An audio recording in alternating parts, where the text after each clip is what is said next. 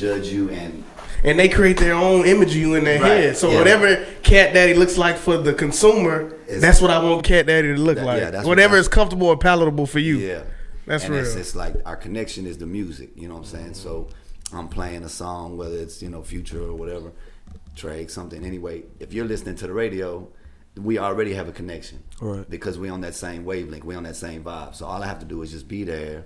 You know what I'm saying, make a presentation and just stay out the way. So radio was, kind of fits perfect for my personality. So, I don't like what I look like. I don't like cameras. I don't know what to do with my hands. You know what I'm saying? I got you. That's why I wear sunglasses all the time. Cause I ain't seen you in too many interviews, bro. Like, it's more so just like you come in, do your thing on the radio, and your personality and what you do in the community speaks for itself. Yeah, and that's just the entire blessing, and that's why I owe everything to my listeners. When you talk about people growing up listening to you, bro, like that gives all fulfillment. Because I'm 29. How old are you, CatDaddy? I'm 43. 43. Are we rolling already? Oh, we better get it started. I ain't want to stop it. We already came out with the killer questions again. Well, no, just like because I think about it and I'm like, man, like I listened to you a long time growing up as a kid. The morning show, on the way to school. You know what I'm saying? You were here at CatDaddy on K104, so it's it's beautiful, man. Like, when you think about growing up in Texas, like in Dallas. For sure. Like Dallas especially, Ricky Smiley, CatDaddy, Tum Tum. It's certain names that resonate in your mind. It's like, bro, if you don't know that name, then I'm gonna question, are you really from Dallas, bro? All right, before we get back and get into it in deep, we got to do the intro. Man, we got the. Hey, fam, I said it was gonna be a good conversation. Let's get into it. Hold on now. This nigga easy to talk to, man. I don't know what to say. But the fans want to know who on here. They don't even know. You right, man. You right, man. Sorry. Hey, man, welcome to Dallas' Most Dangerous Podcast, man. And if you're listening right now, you know this voice. It's the one and only ZIGGY_the Alpha, man. I'm internationally known on this podcast microphone. We got B-Will behind the camera shooting like Lou Will, man. Shooter. To my left, we got the one and only at the belly of the grove, man. We got Swelly. Yes, sir. And to his left, we got the Izza, the Jizza, the Big Talk Shooter. You know what it is. We got the Wizard. And to my right, give me some bombs, man. You want some bombs? I want some bombs, man. And to my right, man. If you don't understand, you gotta overstand, man. We got the one and only. I see what you did there. A staple in Dallas. A voice for the community, a voice for the city that I grew up in and I love, man. Big icon. A K104 legend, man. A Dallas legend, man. We got the one and only CatDaddy. Make it stop. Wow. Y'all intro fire, boy. Hey, man. I appreciate I like it, how man. you brought me on, bro. What are you doing tomorrow night about 7 o'clock, man? Hey, man, don't play with me, man. I'll be there, CatDaddy, man. I'll be there, man. That was all right, bro. Man, so here, man, what a privilege, what an honor, what a blessing, man. Welcome to the Swelly Show, huh? Man, we appreciate you, man. We appreciate you. We were just talking before you got here. I ain't gonna lie, man. I was talking a little shit about you, man. I ain't gonna lie to you, man. I say, man, is he gonna show up? And I feel like you can relate to this because being in the radio business as long as you've been and you've met all these, iconic celebrity, people, I realized during this podcast that you meet a lot of people that are not as genuine as they say. And you say, hey, are they gonna come? Are they gonna come? And people tell you all the time, they shoot you the shit and pass it. Oh man, I love what you do. I'm pulling up, man. I'll be there, man. We appreciate it, man. And man, from the moment you step through the door, man, like the genuine love, the genuine respect, man. I appreciate that, man, because like you said, people are not like that anymore, man. So we thank you really from the bottom of my heart for being here on our platform, for sure. And I appreciate you being here on time. It's like as soon as I say you're on your way, I'm here. Oh yeah. So we had people say they're gonna be here and just they didn't come. Last minute, fix my hair. I didn't want my hair to get messed up, so I came right away. If I hang out anymore long, my hair's not gonna be right. They got the cameras rolling. It's Swelly, man. So we appreciate. And the crazy thing about this is that this is really a full circle kind of thing, man. Because I remember when we first started Swelly, you actually got some of the merch and you wore it, man, on K104, man, and that was big. I was like, damn, man, like. Yeah, I came to the studio. I came to K104. I don't even know who was the plug. I think it was P Skills. That's when he was at K104. Shout out to P Skills, man. He told me come to the radio station, just like, hey, bring some merch. And he was one of the people there. I was like, man, when you first start some shit, you be like, I'm gonna give it out, but these niggas ain't gonna wear it. So when I saw him in it, I was like, okay, this shit can be something. That's why I think we just had a connection. When I reached out to him, like, yeah, I do it. I was like, okay. Because sometimes you be nervous to reach out because you feel like you ain't at a certain level where you can be asking for. When you say you gonna pull up, I told him, I said, we gonna do it. Like, hell yeah. So it was normally when we have a guest suggestions, it'd be like some give and take. Some people like, nah, I don't know if that'll work, but like when I said your name, they was like, hell yeah, let's do that shit. So most definitely. Like I said, like he said, we grew up listening to you. Like CatDaddy Make It Stop, that drop that I asked you for, like, it's legendary. This shit, you know it. If you in Dallas, you know that shit. Man, please tell me, where did that drop come from? I need the backstory. Yo, I know that's a dope story, man. So my homeboy Moby Dick from Beats by the Pound, No Limit Records, producing. Been knowing these dudes, man. I've known Limit Boys since 98, 97. I've known them guys a long time. So Moby Dick would always come through State Fair Classic weekend. And he popped up on me. It was like a Thursday or Friday. And he was like, that was his thing, are you giving a fuck? And I was like, man, I'm never giving a fuck. Like, that was his thing. So shout out to Moby Dick. So he was like, yeah, I got to go to the Galleria and get some new Gucci glasses. And I was like, all right, let's roll. So we get to the Galleria, and I swear to God, like every time he saw like a bad chick, he would be like, security, make it stop. And so that was like his like cat call, you know what I'm saying? To make it stop. Okay. And I was like, damn, but he said it like, I'm not lying, bro. Like the gallery was filled with bad chicks that weekend for State Fair Classic. And so he said it probably 30 times. And by the time we left the Galleria, I'm like, bro, that's a drop, bro. Like that's a drop. He's like, yeah, run with it, cat, run with it. So I got to the station that night, and I got any girl that called the studio that night, I was like, hey, do me a favor. I want you to say, CatDaddy, make it stop. And then I had probably like 10 girls audition. Wow. You know what I'm saying? And then I picked one, and then I stuck with it, and then we just ran it. That had to be 01, 02. Man. Yeah, it was. Yeah. So this is the same girl from 01? Yeah. Oh, yeah. Yeah. She probably married with kids now, man. No, what's the trip is, I told you I had like 10 girls audition. So all the girls that audition, they think that's them. So, hey, you win it either way. Anyway. So they'll call me, they'll win contests. I'll see some girls in the street or whatever, and they're ladies now. But they're like, hey, that's my mom on the CatDaddy Make It Stop. Like, oh, that's me. That's my aunt. And I'm like, yeah, that's what's up, because I tell them all that they're the one, but I don't know which one it was. Man. Yeah, they get for real. That's a crazy story. The biggest drop, the biggest audio soundbite in Dallas radio history. Easy, like without a doubt. That's what I'm saying. Like that whole, I know that one. Like that's why I'm like, it makes sense. But I got a question. Let's back up. So let's talk about your first.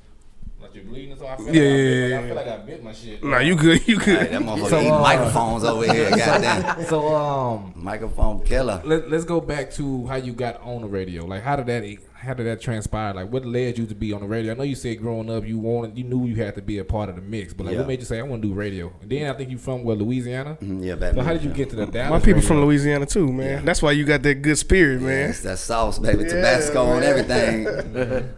So man, I got my job in radio working at McDonald's. I used to be in the back flipping burgers and dropping nuggets and fries and stuff. And my manager was like, hey, bro, you keep running your mouth back there. Because I was telling jokes and cutting up with my coworkers. He's like, look, you keep running your mouth, man. I'm going to put you in the drive-thru.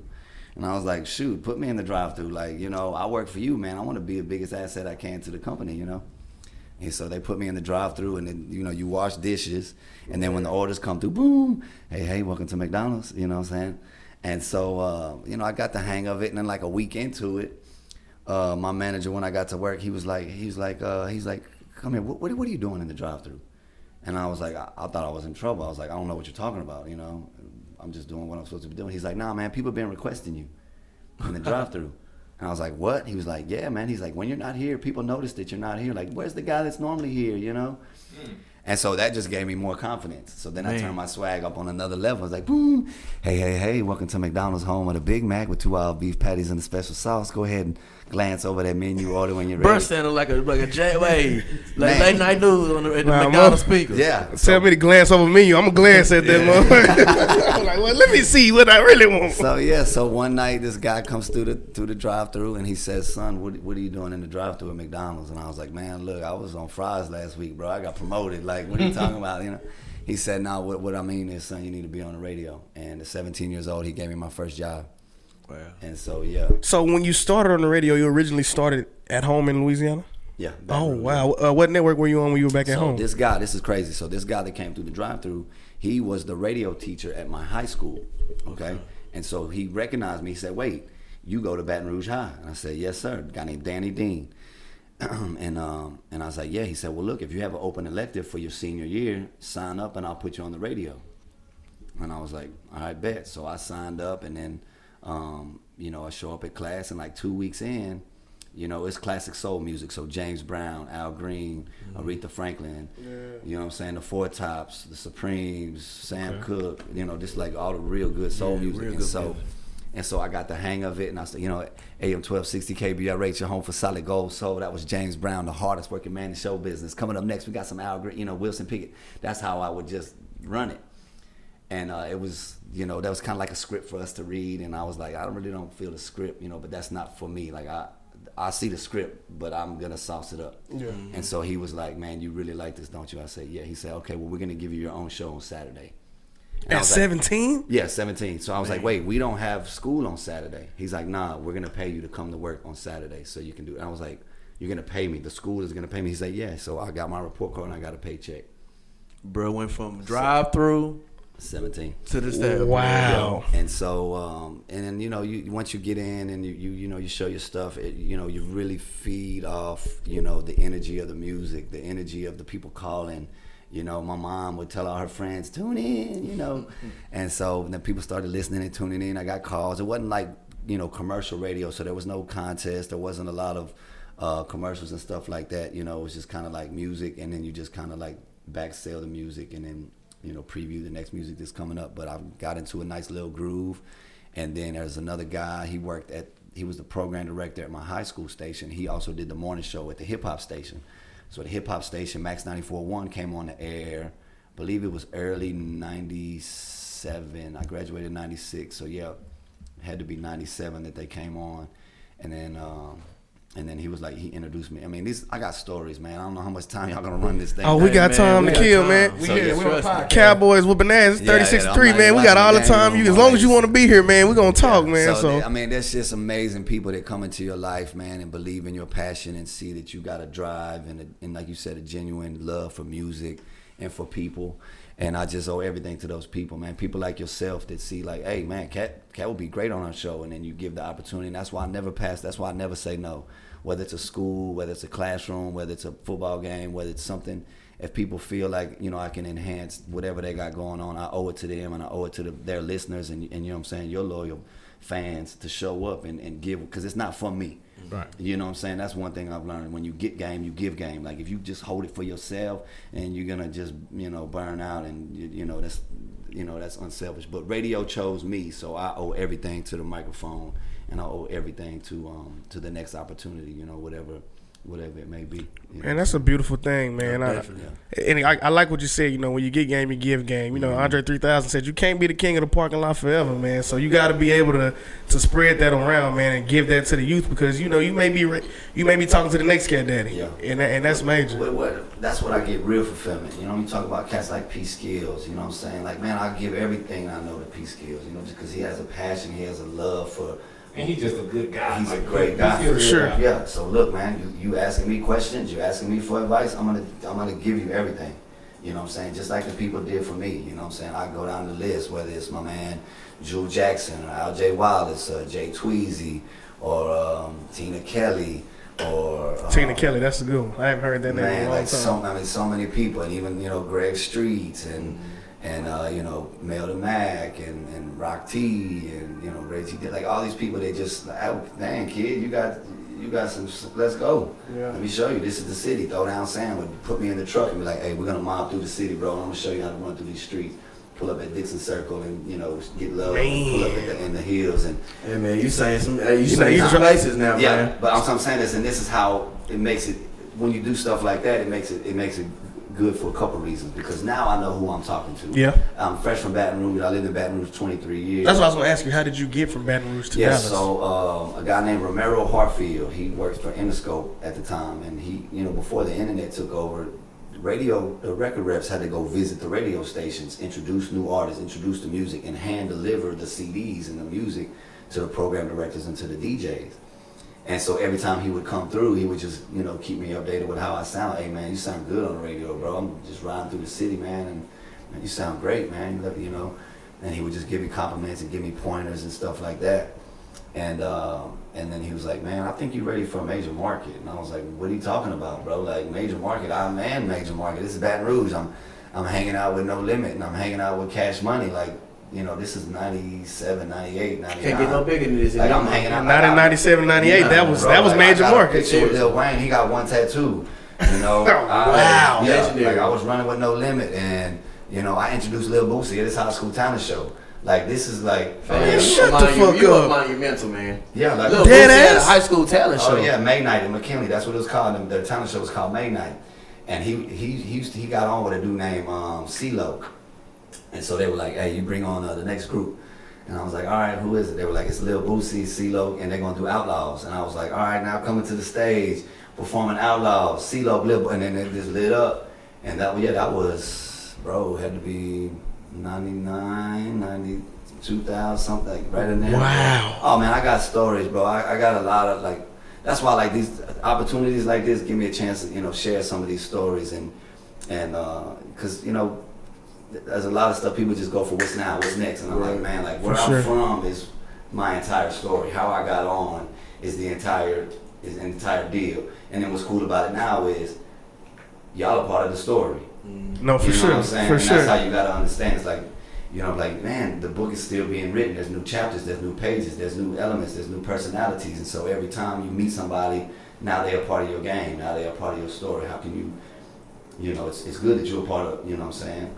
I'm blessed. Now I'm a part of your story. So for now sure. I'm blessed to be a part of y'all's growth. Like y'all remember that time CatDaddy came through and my mama ain't gonna believe wore this. my shirt or whatever. And sharing gems too, because thing is, not only for us, but the listeners are gonna take this and I know we're gonna have a lot of things we go into detail with, just conversationally, but people are gonna draw from this interview, and it could be motivational. It could be them letting go of procrastination. It could be them just loving themselves and saying, "Hey, bro, get out there and put your best foot forward." So it's a lot of things that's gonna come from this. Yeah, I never had lacking confidence for nothing. Like I got. Hold on, Trayvon Diggs got a pick, man. Hold on. Another one, damn. I got like 8 on the season. Yeah. Shout out to Trayvon Diggs, man. Man, Trayvon. So you meet Mr. Romero, you said, right? Yeah. So Romero Hartfield, he calls me and says, "Hey, man, when you ready to go to the next level, man, I'll introduce you to anybody that you want to in the industry." And so that's when I started doing my research. I started getting air checks from radio stations across the country.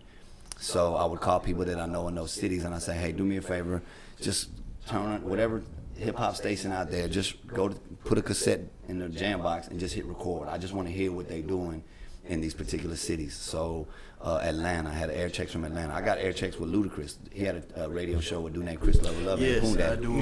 I still have the cassettes from 1998. And so, I was listening to what's going on in Atlanta, Hot 97, listening to Wild 94.9 in San Francisco in the Bay Area, listening to Dallas. And so I told Romero, I said, I think I want to go to Dallas, man. It's close to home, 6 hours away or 7 hours away. And I said, I think my flavor would stand out in Dallas. I think I could make a, big impact. They have all the major sports. That was one of my criteria, I need to be basketball, baseball, football, concerts. I need to be around, major market. Where I'm from, Baton Rouge, is like 600,000-700,000 people. Dallas Fort Worth is 6-7 million people. So this is the level that I'm going into. And so Romero was like, "Let me know when you're ready, man, and I'll introduce you to a guy named Skip Cheatham." And so and so that's a whole nother story. I was flying out to L.A. Big Shaq is another one of my good friends, Big Shaquille O'Neal, and so the Diesel. I need to say Big Shaq. I was like, I was waiting for it. He said Shaquille. I was like, hold on, Big Shaq. Big Shaquille O'Neal. Shaq. Yeah, and so I would fly to L.A. like on the weekends when I was in college, because he was always like, "Yo, come kick it." And so I was like, all right, we go out there. My homeboy D-Mac set it up. And I was like, look, instead of flying straight to L.A., I'm going to fly to Dallas. I'm going to stay one night in Dallas. I'll link up with Skip. And then I'll fly out to L.A. the next day. This was 2001. Yeah, 2001.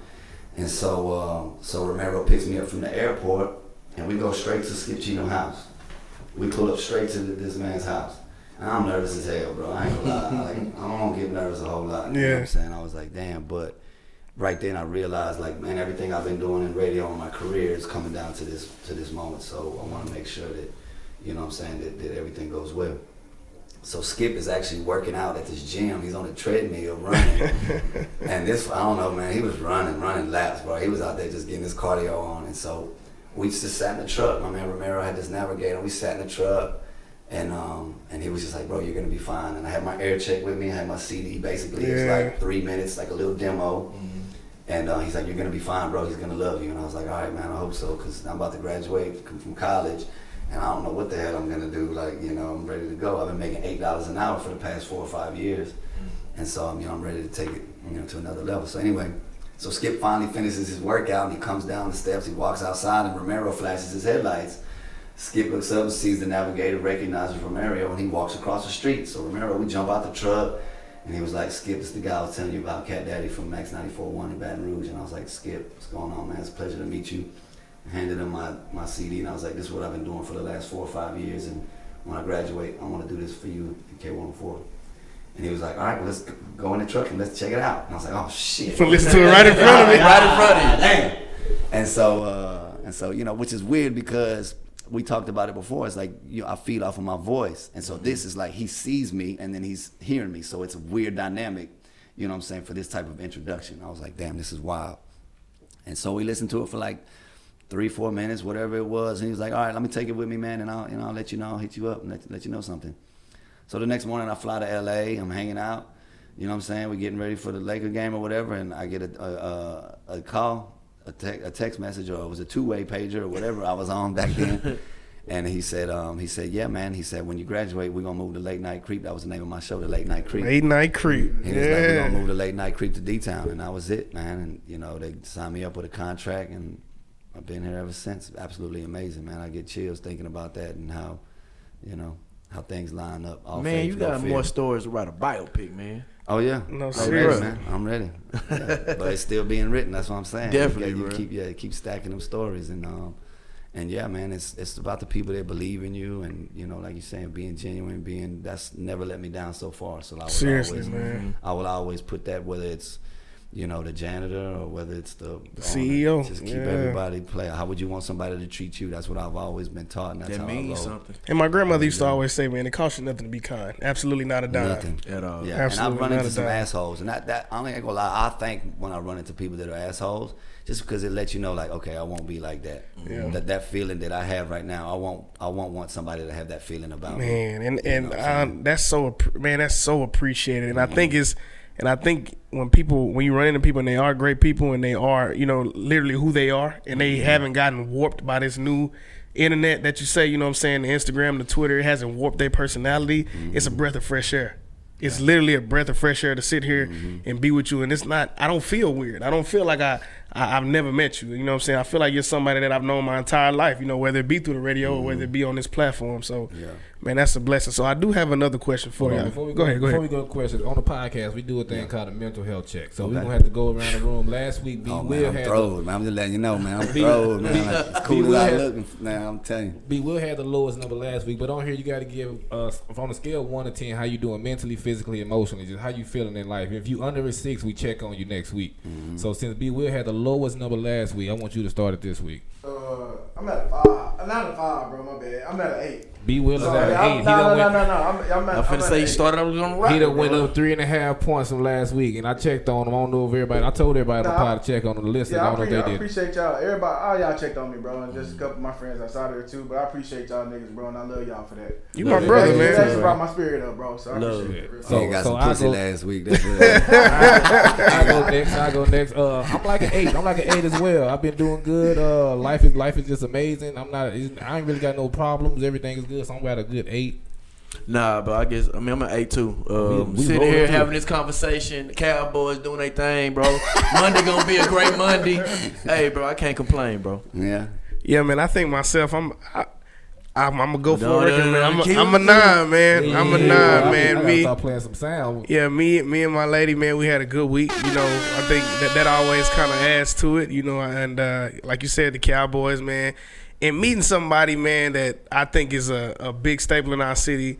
And it's not no fake or fraudulent kind of feel, man. It's far from, and that's a blessing, man. So I'm great, man. I'm great. I'm a 9. What about you, Cat? Man, I don't know, man. Like I operate high confidence and high anxiety at the same time. I don't know what number that is. I don't know where to place it. But that's just how I operate. Like when I'm on, and then when I'm off, I feel like I left something out there. So I think that's part of the cycle that I go through. Like I think everybody goes through mental health issues. Like I don't think that there's like a big crisis or nothing like that. I think it's life. Right. Like everybody has to find their balance. And when you lay it down or when you look in the mirror, you have to say, you know what, I went hard today. And the people that I touched, when I put my 10 toes down and I moved around, I brought love and I brought light. And I think that's how. He should have cut that. Yeah, he should have. I think that's what people have to deal with on a daily basis. I think it's the mental health is getting a lot of attention right now. But when I see people going through stuff and I'm like, man, I think everybody has, issues with their girl. I think everybody has family, people that are sick and money issues and career decisions that they have to make. And it does no matter how far you ascend. Right, yeah. It's just the problem, just different levels, different devils. Exactly, yeah. Man, that's perfect. Just like you said it, bro. Like I know rich people that are sad and depressed, and I know broke people that's happy as hell. You know what I'm saying? So, which one are you, the rich? The broke man. But I think that's what everybody deals with. So that keeps me balanced. Like I see, I'm not really. I like my privacy. You know what I'm saying? I don't really get on Instagram and share a lot of the stuff like that. I don't think people really care about it. I'm at Walgreens buying groceries at 2:00. Some of that stuff is like it's cool. But that part is work, making sure that you share stuff like that. So yeah, I'm high confidence, high anxiety at the same time, and I think that's what keeps me on top of my shit, man. Is like don't let nobody down. You don't want to have no regrets, and at the same time you feel like dang, like I'll leave here and I'll be like, man, I forgot to tell them something on the thing. I think that would have been good for me to tell them, or whatever it is. But yeah, I mean there's days that I'm like, damn, that's not what's up. And then the radio keeps me back. Shoot, I got to be on at 7 o'clock. So whatever the hell I'm going through, you got to snap out. I got to snap back, and I got to be. It's like a reset button for you. It's like a reset button. So it really fuels. I don't want to say my ego, but it fuels my spirit.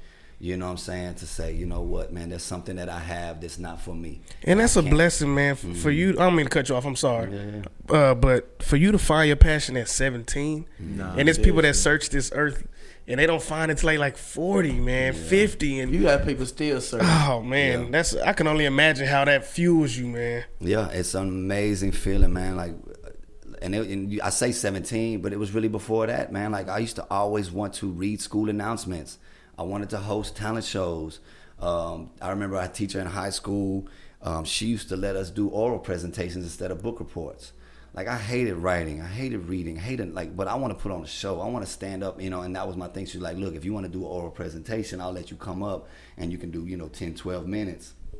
And you can tell us instead of writing a book report. That's a long ass time talking. Yeah. I say 10, 12 minutes. I just made that up. I don't know exactly how long it was, but that's what I wanted to do. You know what I'm saying? I wanted to be nervous on stage. I wanted to be nervous on the microphone. That's where I felt like it was just kept calling me. You know what I'm saying? Like I said, I got 12 brothers and sisters, so that's amazing. Yeah, there was no chance for you to.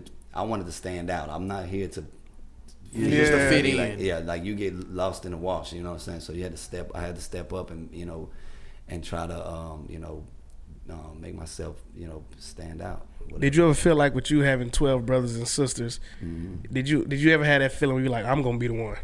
It's gonna be me to. Nah, they're way cooler than me. Really? Oh yeah, man. Like they're way cooler than me. They're way more funnier than me. Man, that's hard to believe. Man. I just knew how to like package it up. You know? Like okay. I'm in the middle. I have four older siblings. And the rest are younger than me. But so I knew how to package it up. I knew how to people please a little bit. You know what I'm saying? Like it's good to learn from your mistakes.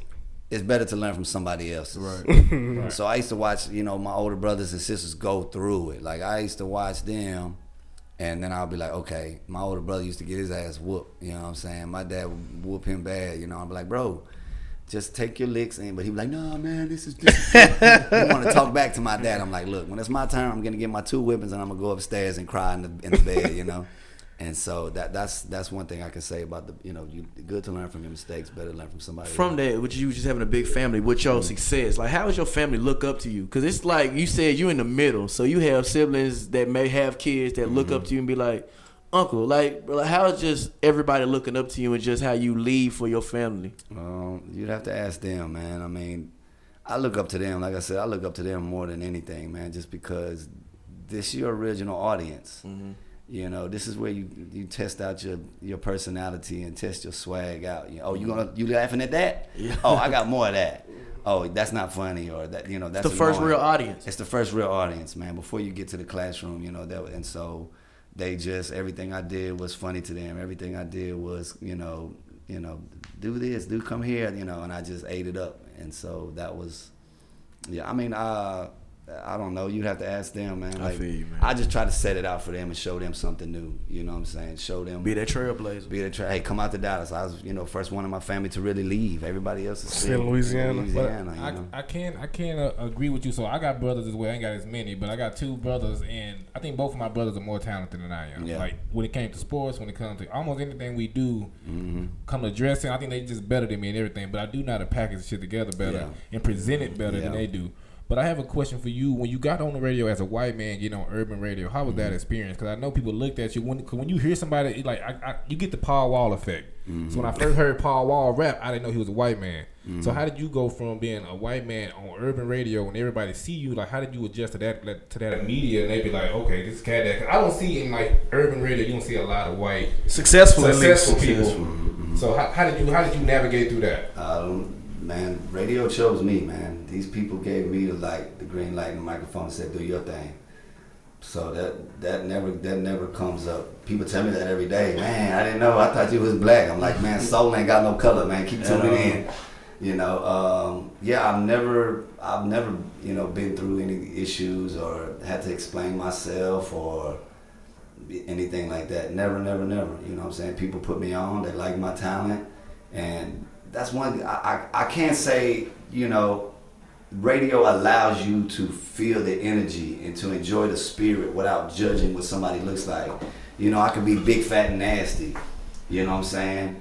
And then I show up, you know, skinny. And people are like, man, I thought you were fat, you know, whatever. So, that's never been a big deal. You know, I think that's the joy of radio is just it goes straight off of energy and spirit and flow. I mean, it's rap music, clearly it's hip hop, it's urban.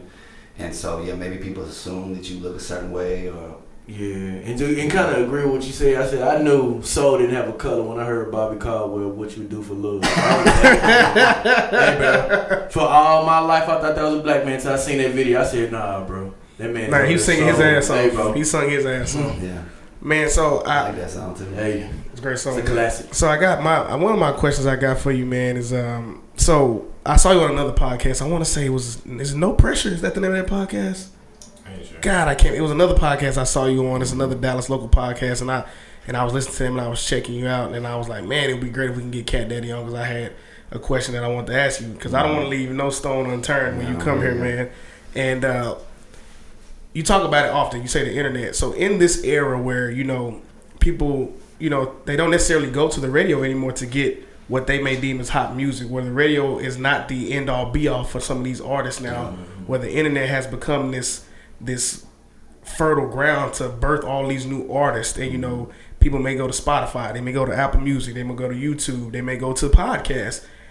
Where do you think radio's place is now with all of these new media sources that have come to life? Oh man, I've seen the entire evolution that you're talking about, bro. Like I remember being on the radio and Napster came on. Oh man, yeah. And you know, I remember being when we were playing, you know, CDs, and then it went to computers, you know, and then it was, you know, Pandora and Spotify, YouTube and stuff like that. Radio still has its place, number one, because it's the only free entertainment in the world. Yeah. You never have to send the radio a check. Everything else you got to pay for. Number two is it is a platform that separates itself from underground music or from, you know, new hot this and this, that, and the other. So it does create you make it to radio, it's another level because even hot artists can't. It's a certain stature. It's a certain stature. And it so has that allure to it. Yeah. Because even when, you know, OG Bobby Billions, for example, was being played in every car, every house, every you know, before then I heard on the radio and it was like, now he made it. Yeah. It's a different feel, and I think, you know, people say, man, how come y'all not doing this? How come y'all not playing this? And y'all need to. Okay, now if we play underground, then what's underground? If we playing all the then what's the platform? What is it good for? So it's set there for a reason, I believe, and say, like this is another level. Now we passing out Grammys for this stuff. Now we, giving awards, and now we on Billboard with it, stuff like that. So the evolution has been absolutely crazy. It's been nerve-wracking.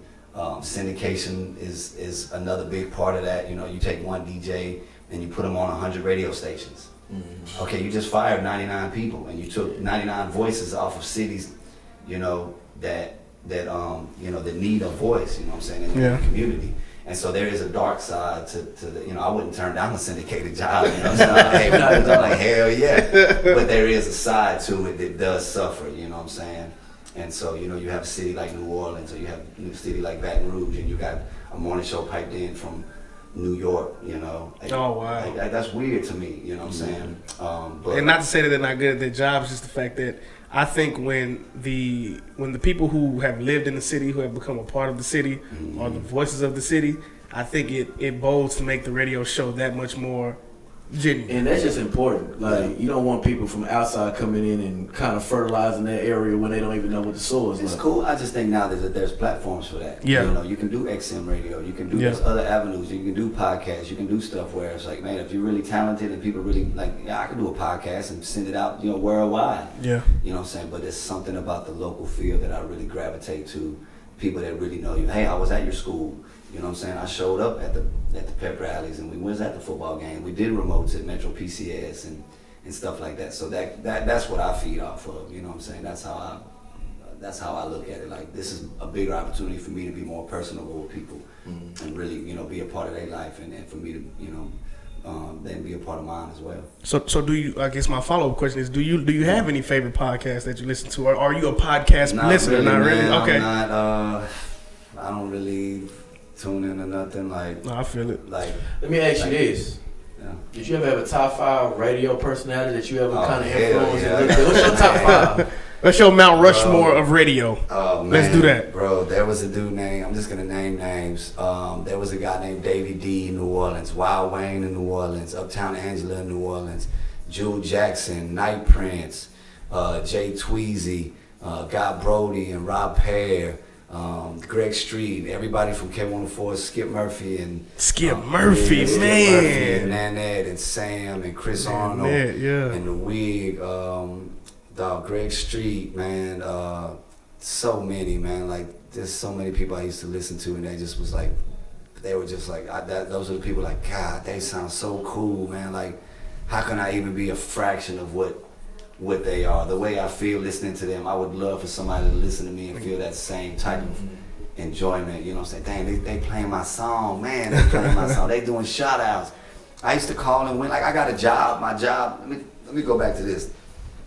You asked me how radio evolved. Okay, so I'm working at my high school radio station, and the guy named Rob Pear introduces me to the program director at 94.1, which is the hip hop station in Baton Rouge, right? Mm-hmm. Max 94.1, your station for Blaze and hip hop and R&B. So that was us, right? So before I got on, Rob was like, I want you to talk to Al J. He's the program director. He's the one that calls the shots, okay? So this is my first time trying to go into the radio, because the first one was introduced to me like, hey, come be on the radio. So this one was like, hey, I think I want to be there. So I made an air check cassette tape, and I sent it with Rob to drop off with the program director.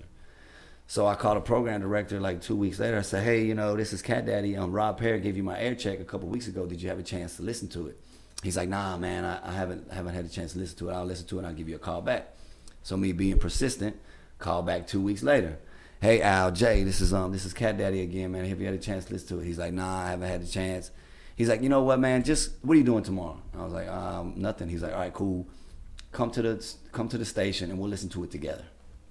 So we listened to it together, and he says, man, you sound pretty good, man. Like, I got a spot for you on the country station, but I don't have nothing on the hip hop station. I was like, nah, man, I'm not gonna do no country music.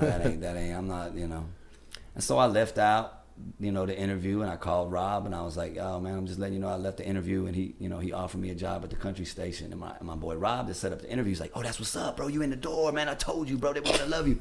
And I was like, nah, I told him no. He said, CatDaddy, it's not that type of business.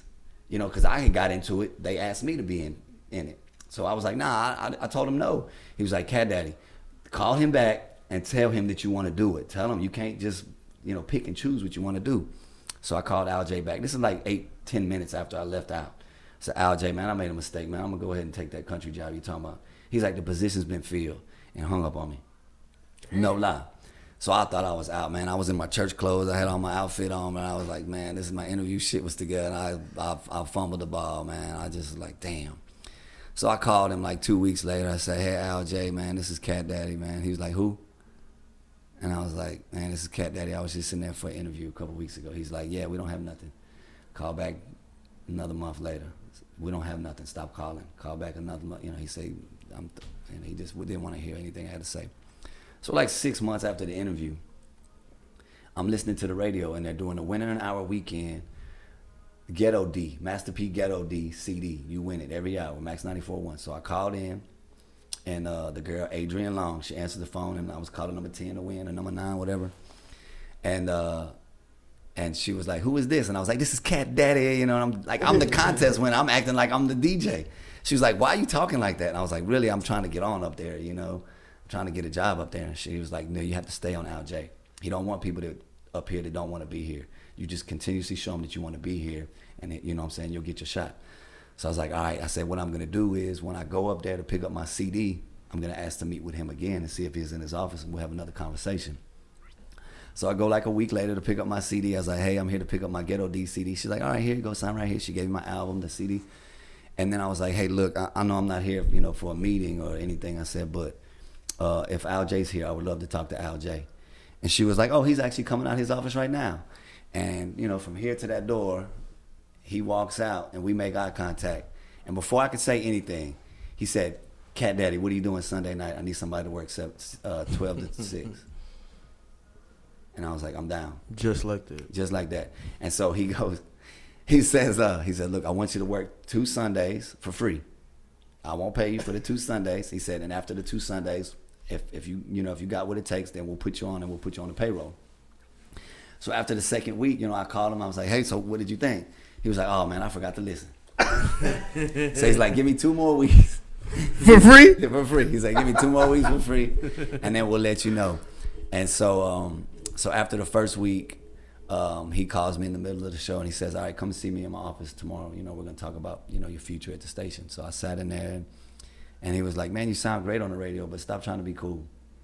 He was like, you don't need to do anything extra. He's like, just say the song, say the contest, read the liners, tell them what's coming up, and just, and I said, well, I felt like I really had to show you all my, all my swag. Everything in my toolbox. Show you all. He's like, that's fine, bro. You're good.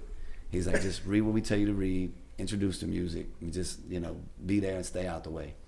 And so that really, calmed me down. And within like 2 months, I was working 8 shifts a week. Damn. Hey, bro. I did Monday, Tuesday, Wednesday, Thursday, Friday, Saturday, Sunday during the day, and then Sunday again. Basically lived at the station. Yeah, basically live. Still do. I'm 6 days a week at K104 still. So I think this is a good follow-up question to that story. Because you showed the perseverance that you needed in order for you to get into the field that you wanted to. So in this day and age, in 2021, if there's somebody who's trying to get into radio, what advice would you give them? What would you tell that person? You don't want to work in radio. Really? That's what I tell everybody. Damn. I tell was not expecting that. Me either. This is not what you want. My ears perked up. I was like, You do not want to work in radio. Why you say that? It's not what you think it is. You're not gonna make no money. The hours are gonna be crazy. People are gonna talk to you crazy and rude, and you're gonna be unhappy. Now that being said, if you still want to do it, now here's some advice. Talk to me. Yeah, talk to me. Some advice. What are you doing now on the microphone? Are you doing anything on the microphone? What are you doing now as far as podcasts? What are you doing now as far as your Instagram posts? What are you doing? Where are you? If I said you're on tonight, what are you gonna do? You know what I'm saying? What is your routine? Oh, I thought you was asking me. But I would say, but I will ask you. See, we can come up with something. We can make up a show. Yeah, and that's what I'm saying. Are you ready? Because people will say that they want that, and they don't be prepared. And don't be prepared. And it's not their fault. They just have a passion for it, and that's what like a lot of people start off in major markets. Well, not a lot of people, but people that start off, and man, you started off at K104. You have no time to find your cadence and to find your rhythm and to polish your game. Me, I started off in high school at 17. I did, hip hop radio in Baton Rouge for 4 or 5 years. You know what I'm saying? It allowed me to mess up and get my shit together. Damn, that sounds horrible. Why would you say that? Why would you talk like that? Why are you talking so much? All these things that you need people to mold you and polish you, because radio is a system. It's a clock. It's a cadence. It's a rhythm. To the show. It's not like a pod. We can talk 20 minutes straight on a podcast or whatever. No breaks, no commercials, right. No ads, that's no music. Radio. That's sports, but you what do you where are you pulling from? Where is your rhythm? Where is your show? What is your personality? Right. You know what I'm saying? And that's what I would tell somebody. Find what it is that you do that you're good at, that people like. Because a lot of things that you think you're good at, people are not going to tune in for. You know what I'm saying? You think you're good at this, that, and the other, and your boss might like it, but if nobody tunes in, then both of y'all are gonna get fired. Yep. You know what I'm saying? So you have to find what is it that you do. If I said, what is your product? You know what I'm saying? What is Swelly Radio all about? You know what I'm saying? What does it sound like? Here's 2 minutes. Here's 3 minutes is what we do. And they'll be like, yo, this is what I need on my show. This is what I want on my station. Let me plug you in and do your thing. But if you're not ready, you just have a passion for something like that. Yeah. It's like, man, I want to play for the Cowboys. Really? When was the last time you ran a route? You know what I'm saying? When was the last time you blocked somebody? You know how to read? You know how to pick up a blitz, bro? Or, you know what I'm saying? You know how to read the defense? Make sure you're making yourself valuable. You got to hit your weights. You got to stretch and be. What are you gonna do that somebody else is not gonna do? Yeah. And so that's what I would challenge people to do before you come to me and say, hey, I want to do this. What exactly are you doing right now? Actively doing. And so if I say, show me what you got, and you don't have nothing, you just have an idea. All right, that's cool. I mean, that's great. Ideas aren't tangible, yeah. Then I would give them little tasks to do. Do me a favor. For the next 2 weeks, write down everything that you hear on the radio. Write it down. That was a commercial. That was a song. That was a tease. That was a giveaway. How long did this segment last? It was 30 seconds, right? It was 40 seconds here. Commercials last this long. Then we went back to it. What did this liner say? What did this drop say? There's a system. There's a clock. There's a format that goes on for radio that's very structured. Man, and a lot of people don't understand that. When I was in college, I was an RTV major, man. And what is RTV? Radio television. And so, they have, one of the parts of the radio television is a practicum where you actually are on the school radio at the university. And so they give you, these blocks where you plug in advertisement here. And then they say, okay, this is the open space where you're going to be talking about an event that's going on campus. Perfect. All right, now this is the part where you're going to introduce the song. And a lot of times you don't know that. You think, you literally as a kid, when you listen to the radio, you think that this person gets on the radio and does this entire thing on their own. Yeah. When you don't realize there's all kind of things that are plugged in. There's an entire team that works to make this happen. There's a script, and you think this is all personality. A big part of it is, but there is a script. There are things that you have to read, and that blew my mind when I got into that. I was like, oh wow, okay, this is totally different. You got to trim some fat here, you got to add some fluff there, and to fill out an entire radio show, man. You and know exactly what I'm talking about. Yeah, that's. The commercials come in and they run from this time to this time. I don't pick no songs. Like people be like, man, somebody asked me on my Instagram yesterday, why are you playing Travis Scott after he let those people die? I'm like, man, that ain't even mine. I don't pick the songs. Nah, for the time that I spend in radio stations, it's not just ad lib. It's everything is probably pre-processed to where, bro, you just coming in not dropping the ball. No, at all. So you say you don't pick the song. Like, do you have any kind of decision making you do on your show? Like, or it's just you come in, I just read and just go home? Like, I mean, there's I have to make decisions. That what I call the filter. Okay. You know what I'm saying? Like, hey, what are you going to talk about today?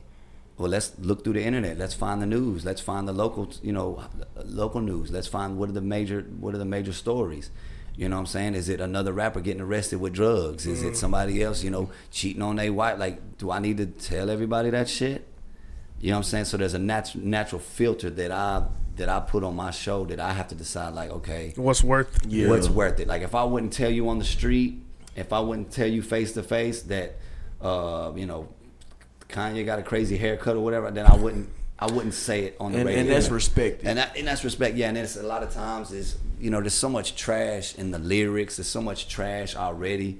It's like, how can I be a breath of fresh air, like you said earlier? How can I be like, I'm not gonna just bombard you with drama. I'm not gonna hit you with who got arrested and who there's some of those stories do have to come up, and they do, but it's redundant, like, man. It's exhausting too.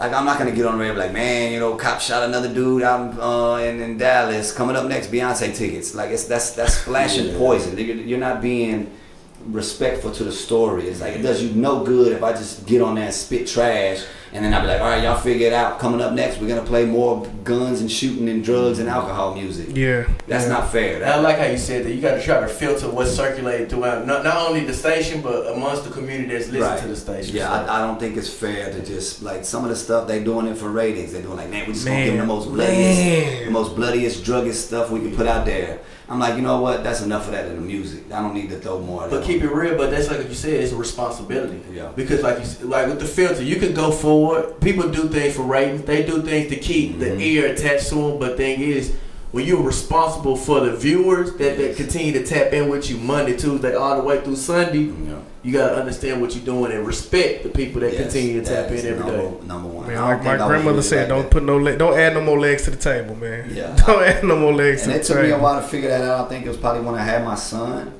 that I started to realize, like, man, what am I doing? What am I promoting? But you know, because that is a promotion. Once you say it, who's listening? You know, it could be 6-7 million people if everybody was tuned into the radio. Am I gonna stand behind, you know, what I just said? Is that responsible of me to leave that type of legacy? Like, yeah, every time CatDaddy got on the radio, man, he was giving all the juice and all the rumors and all the drama. Like, I don't want to be like, no, this dude was at my community. He was at the direct centers. He was at the career days giving good game. And that's really where you get fulfillment, at least for me, is, you know, face to face, eye to eye.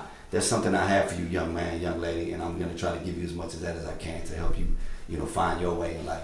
And the internet is full of enough of that stuff now, man. Well, that just means you clicking on the wrong things. That means you following the wrong timeline. People like, my timeline is muddy. You following the wrong people. Yeah. You know what I'm saying? But you're right. The internet is full. So how do you pick and choose and navigate? Because now you're creating an algorithm for yourself. Yeah. Leave that shit alone, man. I unfollowed the Shade Room, man. I had to. It was sickening. I had to let that go because that was just negative. Yeah, I don't watch reality TV. My girl love it. I hate reality TV, man. I can't do it, man, because it's overwhelming sometimes with all the negativity that's already going out in the world, man. Yeah. So the fact that you are that human filter on your show, we thank you for that. Yeah, we thank you for that, man. Seriously. So I have another question. So like we talk on the podcast all the time about like certain celebrities. Like I want to feel a real person. Like so, and I know you done met a lot of celebrities come through the radio station. However you meet them, who is like some of the top people that be like, this is a real genuine dude. Like he's not just this way on the music, and like in person he's the same way. Because that's the kind of feel I'm getting from you. I like so somebody asked me about CatDaddy, I'm like, bro, he's legit. He's a legit person. So like, who are some of those artists that you like see him on the street? You like he gonna be a good dude. I got a feeling. I know one, but I'm gonna let you speak on there. Man, there's a long list of people that I've experienced and have spent time with that I was really impressed with. Number one is Shaquille, man. You hang around with this dude for a couple hours, man. Like you ain't never spent time with somebody that can't go anywhere in the world and not be recognized. You know, like even a regular celebrity, you know what I'm saying, can put a disguise on and walk around and blend in. But when you're 7 feet tall and you're 300 pounds, you ain't blending in nowhere. And we went to the Galleria, man, and every 3 steps somebody wants to take a picture. And he was just cool as ice, man. Just everybody had a story. Oh, I met you at such and such, and you did this, and he's like, oh, that's what's up. Yeah, let's take a selfie, you know. And then we were at Grand Lux. We went to go eat at Grand Lux, and we walked in, and I was like, hey, I need a table for like 4, and the lady was like, oh, it's gonna be like 40 minutes. And Shaq was like, nah, I'm not waiting 40 minutes. And then we walk into the actual restaurant, because before we were at the hostess stand right there, you know, in the Galleria, they have it in the hallway. So we walk into the restaurant, man, and as soon as we walk in, like every fucking table turned around and started pointing, pulling out their cameras, Shaq. So the manager's like, can I help y'all? And Shaq was like, yeah, I need a table. And the guy was like, all right, we don't have anything available right now. Shaq was like, all right. He turned around and walked back to the hostess stand. Half the fucking restaurant gets up out of their seat and follows us to the hostess stand. And by this time, there's probably 20 or 30 people standing in the lobby right there at the Grand Lux, taking pictures. He's holding babies. He's, you know, just having conversations with people. And then the manager's like, oh, no, I found a table. Yeah, I bet. So then he found us a table quickly. And we sit down, and still people coming up to us, wanting to take a picture. And the whole time I'm like, man, don't nobody recognize CatDaddy here. I mean, so, I'm fucking CatDaddy. You was with the wrong celebrity friend that day. Know, right? And so And so, you know, we eating and like about halfway through the meal, you know what I'm saying? He calls the manager over and he's like, hey, bring me that table right there. Bring me that tab. This birthday party, bring me that ticket. This graduation for this young lady, yeah, bring me her ticket. Wow. These grandparents right there. The veteran, the guy with the veteran on his hat, bring me his ticket. He paid for the whole fucking restaurant, man. Bruh. And then was just super chill. So by far, like, the most charismatic, most coolest person that I've ever been around. Man, but as far as like artists, LL Cool J was cool as hell. Bow Wow, when I met him, he was probably like 12, 13 years old. He was already Hollywood. He'd be like, yo, shut the door, man. I already been mobbed twice, man. He was eating that shit up. Dog, I got stories with everybody, man. P. Diddy was cool. Jay-Z was cool. I was nervous to meet Jay-Z. I shook his hand twice. I don't know why I did that. Like within the first couple of minutes of meeting him? Like, so we were like a meet and greet. And so we were there with the listeners. And, you know, I was like, hey, man, CatDaddy, man, I do the night show. Kevin before. He's like, all right, yeah. And then he just went to the next person to shake their hand. And I thought he was giving his hand out to me. You double back. Yeah. I was like, then I stole somebody else's handshake. He kind of looked at me like, bro, I already shook your hand. Beyonce, man, they were all cute, man. When I met them, they were probably like 17, 18 years old. I hosted a concert with the original Destiny's Child. They were cool. I think Kelly Rowland was trying to holler at me, to be honest with you. That's an urban legend. Me too, man. I thought you were trying to holler at me. Yeah. All right. Who else, man? So many cool, man, personalities and artists. Man, everybody from H-Town was really dope, man. Yeah. Doug and Paul Wall and Mike Jones, like, you get them in the studio, man, you can't shut them up, man. They want to freestyle, non-stop. They were all cool as ice. Man, I don't want to leave nobody out, bro, but I've run into a lot of cool personalities, people that would, you know, take as many pictures as you want. The one person I thought you were gonna say, because I just remember the last time he was in the city was Nip.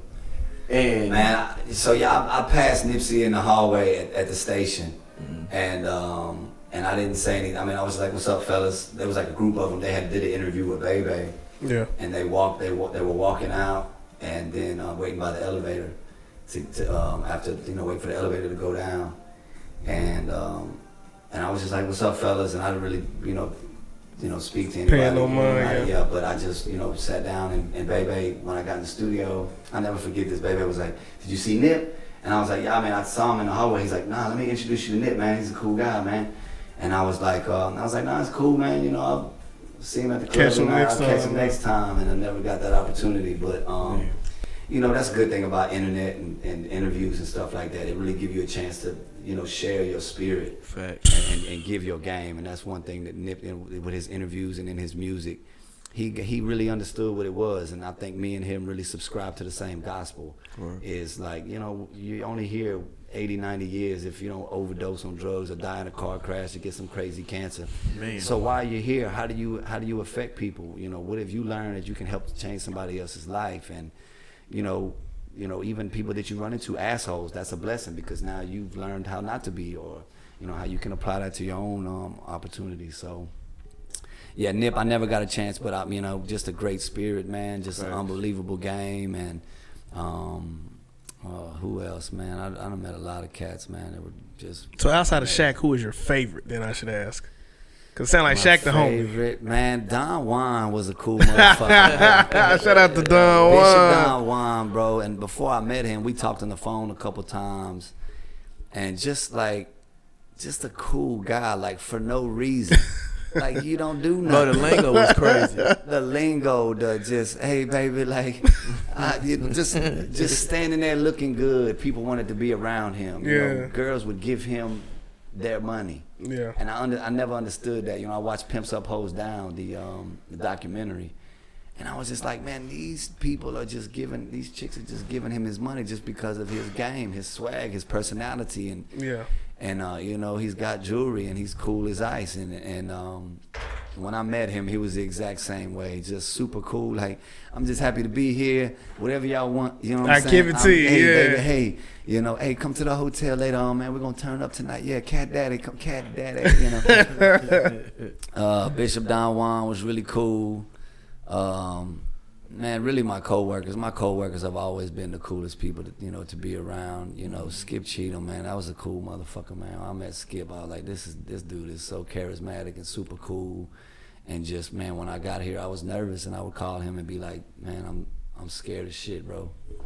He'd be like, CatDaddy, you in the major leagues for a reason, bro. You was in the minor leagues, you showed your game, now you're in the pros. Do your thing. We believe in you, bro. You got a contract. There's no reason to worry about your money. Yeah. Just stay solid. You know what I'm saying? Stay solid. Hit these streets. Learn the community. Let the community, learn you. And then that way you're more comfortable. You know who you're talking to. They know who they listening to. And just grow. You're in the right spot. K104 is premier radio station in the country for you to be at. Your personality fits perfect. You don't take anything for granted. And just keep showing up. You're gonna be all right. And that shit would just calm me down, and I got settled in, man. I'm never gonna be able to repay Skip for the opportunities in the game that he gave me. No way. So I got one final question for you. I don't know if you guys had anything before we get into our free game portion of the podcast. And my question for you would be, at what moment did you realize, like, man, like I made it? You know what I'm saying? Like, this is where I saw myself, or this is where I realized, like, damn, I'm really CatDaddy. I'm him. You know what I'm saying? When they started paying me to go do remotes at DG's, and I was at the strip club every Monday night, and they would give me a check to go hang out and be at the strip club. Just be there. I was like, man, like I have arrived. Like, nah, there's a lot. I mean, on a serious note, man, when people tell you, man, when people put you to the side and they say, man, I remember that I won these tickets on your show, or I was so and so where, and you gave me some game and I applied it to my own life. There was a party that I hosted for UNT, and there was a guy that came up to me in the middle of the club, man, on the dance floor, and he was like, man, you don't remember this, bro? When I was in 6th grade, man, you had a 30-second conversation with me and changed my life. He's like, you have no idea what you did. And I was just like, no, I knew exactly what I was doing. But now it's your turn to go and be that for somebody else. Dude, people be drunk as hell at the club, and they be like, man, you did this and I did that. The emotions get to pouring out, I just be like, man, thank you, bro, because I didn't think anybody was listening to my shit, you know what I'm saying? There was a chick came up to me at a strip club. It was her first night stripping, and she had her titties out. She came up to me, she's like, oh my God, CatDaddy. Hey, you came to my career day. And I'm like, career? This the career you chose? But then I realized at that moment, it's like, man, I never know what makes somebody happy. True. Yeah. It's different for everybody. Like, baby, if you found what makes you happy and you found your passion, like, man, congratulations. Because like you said, some people go through their whole life and never find that shit.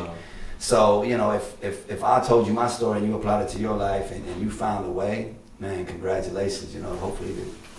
But yeah, I need to work on my presentation. But you said something earlier in the pod when you said you used to look forward to getting nervous on the mic. Mm-hmm. And I can relate to that because when we create content, I create new Swelly clothes and all that. I like that pressure. Yeah. You're like when we released some clothes like last week, and I was nervous as shit. We had it for like a couple weeks, like probably a month at this point. Yeah. And I was just nervous to release it, but I like that feeling. Like, okay, when we do this shit, people gonna feel us. So I can relate to when you said I like that nervousness. Yeah. And my question is, do you still get nervous when you get on the radio to this day? Not really. It's like you just been doing it for a minute. It just depends. I mean, I won't get nervous. I will get anxious. A little bit of anxiety. Okay, hold on, don't fuck this up. Okay. Sometimes like interviews and stuff, there's a lot of people around. Like that's why I like radio, because I'm in the room pretty much by myself. It's just me and the microphone and the internet, But like stages and cameras and lights, and he just changed that light. And I'm like, oh shit, I forgot about the cameras for a second. Now I'm like, fuck, don't pick my nose or whatever.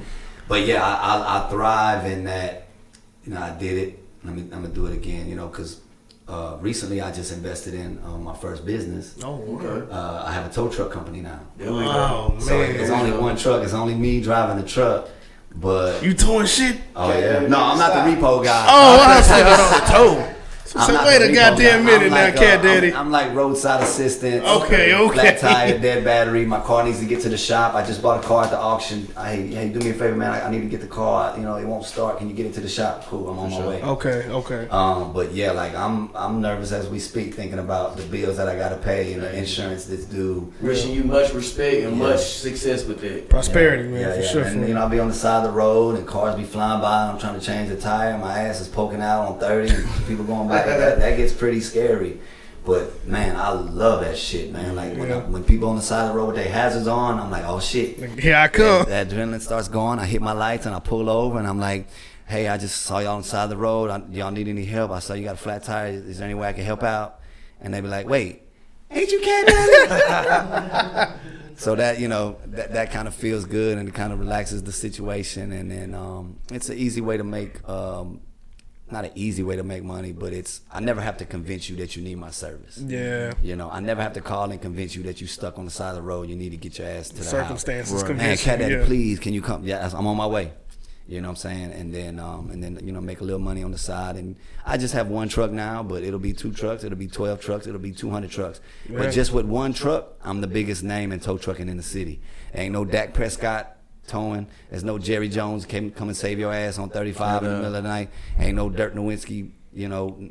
Right now, CatDaddy Towing Trucking is the biggest name with just one truck. So I appreciate that. And I got before we get to the free game, where can the listeners find you? Like, I know we know CatDaddy, but like, you know, we got fans all across the world and shit. So where can they find you? You know, I got to drop in a little flex. We got fans all over the place. So where can they find CatDaddy? Like, where can they look you up at? How can they listen to you if they not in Dallas? Yeah, man. I mean, you can listen to K104 worldwide. You know, there's the app, the K104 app. You can tap on that. I do Monday through Friday, 7 to midnight. And then I do Saturday 3 to 7, so 6 days a week, man. You can listen to me. That's what is that? That's 5 times 5. That's 25 and another 4. So I'm 29 hours. You know what I'm saying, a week. And I know you say you don't do social media, but you can drop that too, where they can follow you at. Yeah, I do. Media. I mean, I post a little bit on my Instagram. I don't even know my Facebook password. Don't worry about it. It's going I like real life, man. They going to the metaverse. Don't even worry about it. I like real life, bro. I like real life, face to face. But every now and then I get a chance to post on Instagram and share some flyers and places where I'm at. You know, I just feel like if you're on your phone, you're not with who you're supposed to be. No, with. you're not with. Yeah. Like I haven't. As I put my phone down. Right, but I mean, like my phone, it stays in my pocket. I try to be present. You know what I'm saying? I try to be present. Like it's in life. It's always right now. Yeah. Right. At no point in your life has it never not been right now. Right. So I'm gonna bleep this part out when my girl listens to the podcast. She be telling me, get off your phone, get off the game, give your brain some rest. I'm like, man, fuck all that. I'm in my vibe right now. Yeah, you do have to do research because that's what other people are doing. So you do have to know when I get on the radio, that helps me because I do be on like, what is the news? What is the topics? What is people talking about? What is the hot story? What do I need to hit on? What do I need to leave alone? You know, because you know, the response gets more attention than the actual news sometimes. Like, I'll wake up and I'll start reading people's replies to something that happened. I can't believe they did this. I can't believe they did that. And it's like, damn, I have to go back further down my timeline just to see what the actual issue is. Yeah. You know what I'm saying? People somebody cancel so-and-so, and this, that, and the other. Like, okay, what was the actual, let me go back and find out what it is. And so, yeah, you do have to be on your phone. You do have to expose yourself and be knowledgeable and you know, current with the topics and shit like that. So yeah, I do be on there. No, but before we move to the free game, I just want to let you know, and I'm probably sharing the same sentiments with the rest of the men in this room. Mm-hmm. You're a figure that we respect. You're a figure that we appreciate. You're a figure that we want to go all the way to the moon. Mm-hmm. I mean, just like I said, we're here in a room with a staple of Dallas culture. For sure. Most of the time, people have to pay an admission ticket to get into a room like that. But you sitting here having a conversation with, we just see ourselves as normal, regular. But at the same time, we have a lot of people that tap in that we appreciate every week, just like how they tap in weekly with you to listen to you and do your thing. So we just gratefully appreciate you coming through and just spreading that wisdom amongst us as well as our viewers, bro. Like for real, seriously. Thank you. That's what Dallas showed me. That's the way Dallas embraced me. And I'm just going to always be there for y'all, just like y'all continue to be there for me. So I'll never let you down. Always. Henderson or Rudy's Chicken? Come on now. Don't know. Come on. Popeyes. I'm from Louisiana. That's a good answer. That's a good answer. I eat everything. I eat all of that, man. I'm not going to pick one or the other. That's a good answer, man. That's a good answer. You know, they want me to endorse them. You know, You smart, man. So gotta bring that back. Before I play this free game, now I'm gonna start doing this for the guests. Who should we have next on the pod? Like, what guest should we bring on here? That who you think somebody from the city? Or somebody from the city. Somebody that you think we can reach right now? Cause you know we ain't what we want. I don't know. Like, I gotta figure out who y'all have already had on here. I might say somebody that's already. So we've had Jazzy Black. We've had Ty Harris. We've had you, of course. And as far as Dallas culture, those are the 3 biggest ones we've had in Dallas culture: Jazzy Black, Ty Harris, the musician, and you. Now we just now starting to do guests. We went through like 50 episodes with just us. Because we wanted to get a foundation first, before people come on and say, okay, they actually know what the fuck they doing. You know what I mean? So that was a big thing for us. Man, I would say Skip. Have you had Skip Cheatham on? Man, nah, we would love to have Skip. He would he do it? Yeah, no doubt he would do it. Okay. Yeah, no doubt. Yeah, Skip would be on. Who else from Dallas would you like to have on, man? There's a lot of coaches, man. There's a lot of people. There's a lot of people in different professions, man. Like people that are really in the community, man. That are really like outstanding. Man, I'll have to put a list together for you, bro. Yeah, sure. We can talk. We'll talk, man. We can use your name now. You know, we had CatDaddy last week, so you know. Yeah, but that's a little sauce on that. So yeah, hey, Zig, it's that time. It's that time, man. Hey, B-Walk, it's that time. I think it's that time.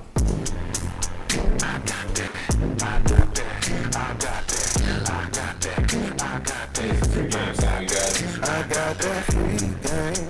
I got that free game. That's him singing, though. That's him.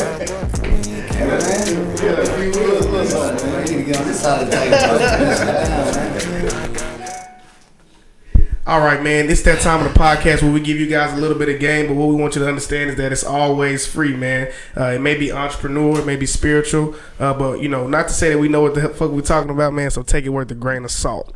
My free game that I'm going to give to you guys first, I'll go ahead and start. It'll be just because you accept who someone is doesn't mean you have to accept them into your life. And what I mean by that is that, you know, sometimes you run into people who that's the way they're going to be. They're stubborn. They're stuck in those ways. And that's, you know, what they've always known. But that doesn't mean you have to accept that energy into your life, that stubbornness, that discourse, you know, that unease into your life, man. So make sure you're aware of the things that you attract, the people you allow into your space, and make sure you're aware of what you give off because, you know, you don't want to waste your energy trying to save somebody else or pull them out of their discourse.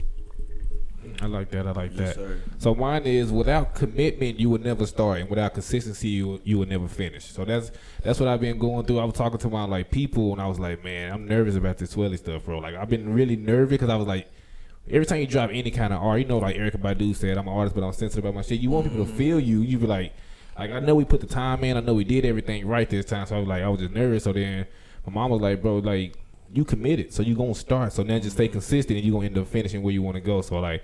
So that's my free game for everybody this week. I got you. Mine is growth is not easy, but it's needed.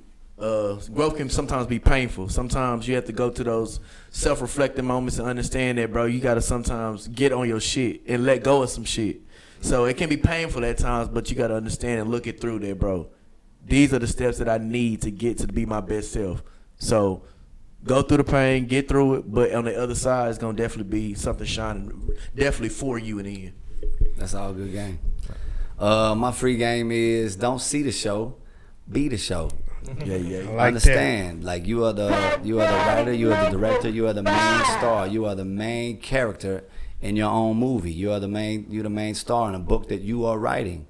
So if you don't like characters that are in your book, you can write them out the picture, just like you watching a TV show or a movie. Like some of these characters, they get killed off and they don't last no long, and that's okay because this is your movie, this is your show. You are ultimately responsible for your happiness. You know what I'm saying? Put yourself in the right setting.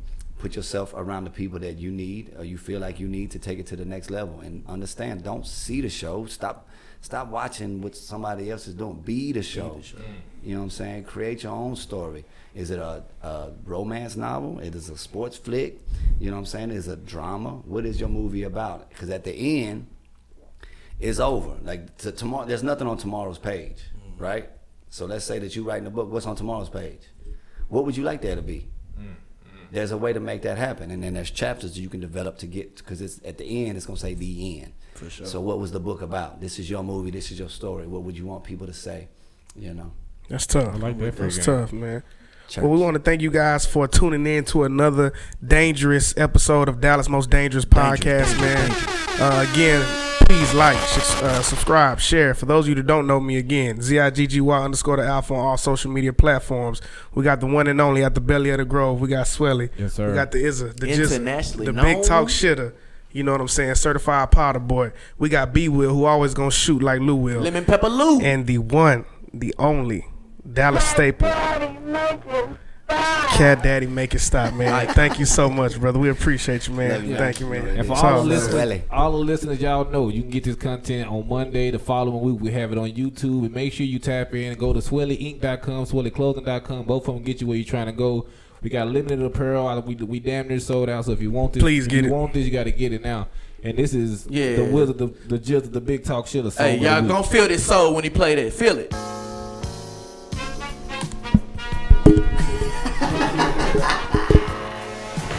Go ahead, Bobby. Yeah. Man, we appreciate you. Nah, real great. Yeah, that's it. Man, we enjoyed it, man. We enjoyed it, bro. I appreciate you coming. Yeah, nah, I'm ready. Need somebody to bring you out, man. Just let me know, man. Let me know what you need, man. I'm ready, man. Whatever you need, man. Say, Zach, I need to come out there. Give me 10 seconds. That's 10 seconds, man. I did that right there. That's easy. That's off the dome. You know what I'm saying? I remember that. It was a point in time I had gave us on radio. Because I was doing everything, but I don't know. I was trying to do what I do. Working at station where you at? No, so the thing is, like, I had a lot of people that I knew at 97.9. So I was trying to get my foot in. Like, I didn't care. I just came out or whatever. Like, I remember my first kind of thing was I helped at the car show. I just freelance. Like, bro, I'll come and help shoot y'all videos. Like, I just come in there and do stuff. But it seemed like every time I just kept trying to push forward, I was like, nah, just overshadowed by somebody else. So I said, you know what, bro, let me start doing it for myself. Yeah. You tried everything, but you don't give up. In my world, only you make me do for love what I would not do. My friends wonder what is wrong with me. Well, I'm in the days from your love, you see. I came back to let you know. Got a thing for you, and I can't let go. I only want the best, it's true. Can't believe things I do for you. What you won't do for love. You've tried everything, but you won't give up.